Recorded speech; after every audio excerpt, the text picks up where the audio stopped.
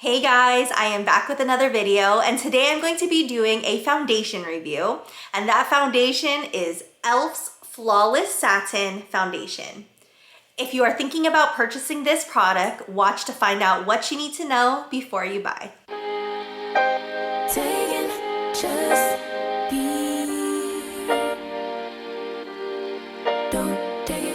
I'm really surprised that I haven't tried this product out earlier.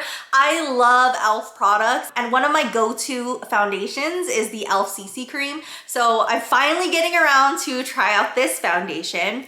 I purchased this foundation at Ulta and it was $6, and it's also $6 on the E.L.F Cosmetics website. There are 19 shades on the Ulta website, but E.L.F Cosmetics actually came out with 40 shades. Just from looking at the photos, I think it's a really great shade range. Some of the claims from the Ulta website: it is buildable, it is blendable, and it goes on smoothly. It has a semi-matte finish. It is medium to full coverage. It's supposed to be a weightless wear that lasts all day. It's great for all skin types, and it's 100% vegan and cruelty-free. Now let's get into some of the reviews. So on Ulta, it has a 4-star rating. I'm going to start with the 1-star review, and the header says that it is smelly and not for sensitive skin. And I actually, when I was looking through a lot of the 1-star reviews, a lot of people said it smelled really bad, so we'll see how it smells when I open it up. This person said that they had high hopes for it. It has a perfume smell. They said that they thought that the smell would eventually settle, but they were wrong. Coverage is lacking. And this person said they noticed after one coat, my eyes broke out in a rash. And I actually saw that with a lot of the 1-star reviews, so I'm a little nervous because a lot of people were saying that they broke out in a rash. They actually, like, their acne got worse, and I'm kind of breaking out, like, especially underneath my chin here, on my chin, like, just like hormonal acne. And hopefully this doesn't like break me out more than the norm. A lot of people that were giving it 1-star reviews talked about the smell and talked about how they had like reactions on their skin. So crossing my fingers, I hope that doesn't happen to me. Let's go to the 3-star review. So this person, the header says it could be better. They said they heard amazing things about this foundation, wanted to try it, it seemed promising. They said that the foundation goes on patchy around certain areas of the face, especially the nose and some blemish areas. They said it's not buildable, the coverage is medium, it is a pretty thick consistency, and they said powder is an absolute must when you're using this foundation. So that's a really good tip. I am very oily. Sometimes I don't use powder, sometimes I do. So I feel like because of this review, I will probably use powder with this foundation just to set it some more. Now let's go to the 5-star review. So this header says, a godsend, a new favorite non-pore clogging foundation. I guess they went to some website that can filter out like products that have pore clogging ingredients. They said that this one doesn't have that. They said it's a great color match, has epic coverage, doesn't get oily or greasy, lasts well. They said do not hesitate to buy this, and this person said that they're 32 with combination acne prone skin. This person kind of has like similar skin type to me, so if they're saying it's good, hopefully it's going to be good for me too. This is the product.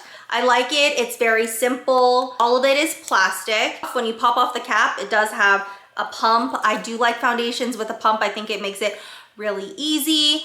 And the color that I got is 220, and that's beige.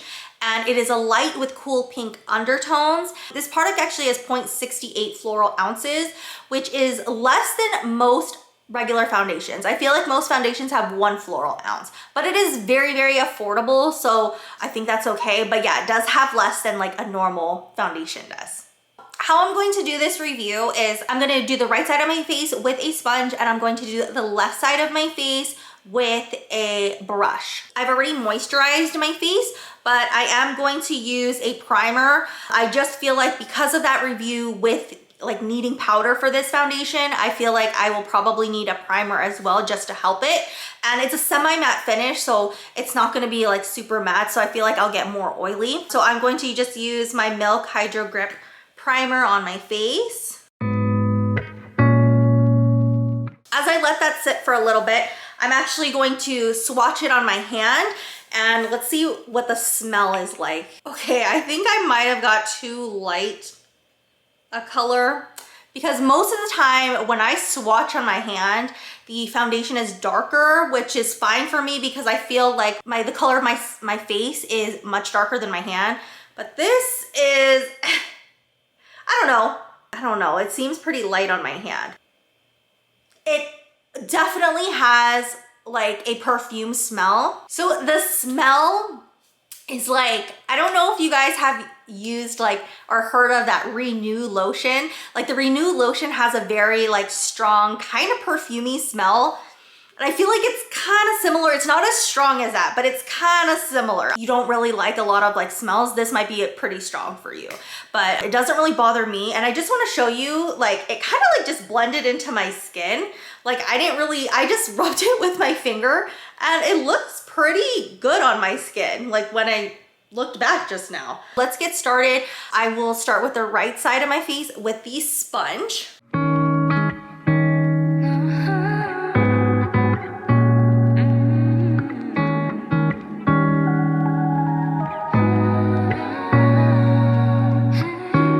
This is applying with the sponge. I'll give you guys all of my first thoughts in a little bit, but let me do the left side of my face with the brush.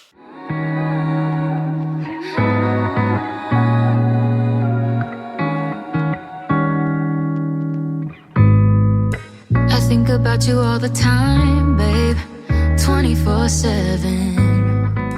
I wish that you could say the same. That is both sides of my face done.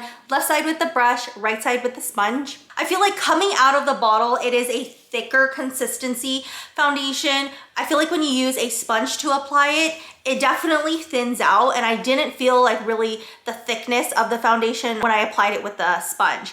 I feel like you can definitely feel the thickness of the foundation when you apply it with a brush. It feels heavier on my left side. Using the sponge made it a lot less matte. So I feel like there's a lot more shine already on the right side of my face versus the left side of my face. I feel like it has medium coverage.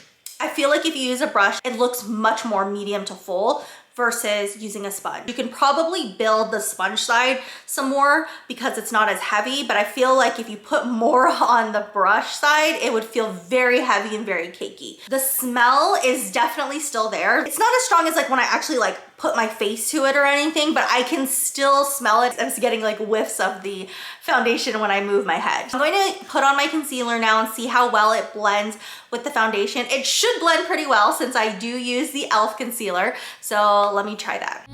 But it's not ever mutual. No, it's just the usual. I care too much. You don't care enough. I'm kinda used to it by now.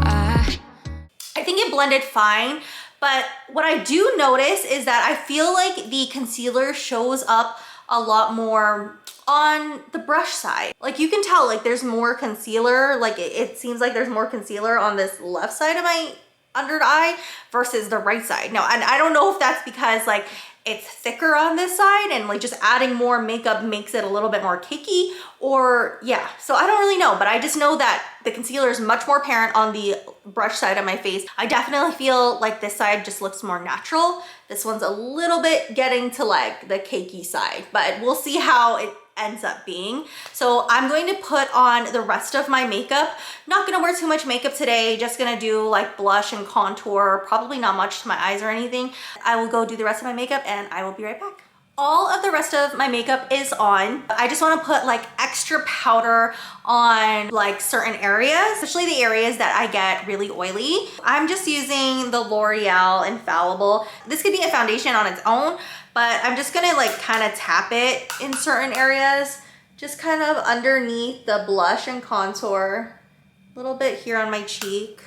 I definitely get oily here, underneath my nose, maybe some on my chin, and then here on my forehead. Applying all of the rest of my makeup was pretty similar to any foundation that I've used. I feel like there wasn't a big difference. I feel like my blush and the contour, which are both powders, applied very well. After all of my makeup has been applied, I'm not seeing a huge difference between the brush side and the sponge side, except for the coverage. I just feel like this covered more. I feel like my acne scars are a lot more covered on the brush side versus the sponge side. But I feel like right now, both of them, as far as like how matte they are, they look pretty much the same. I feel like I'm not smelling the smell as much anymore, and I don't know if that's because all of the rest of my products are on there. Maybe it like just like covered up the smell, but I'm not smelling it as much now than when I had initially applied it. I feel like right now I'm on the more matte side, but that's because I did put a lot of powders on, and I put that extra powder because of what somebody says.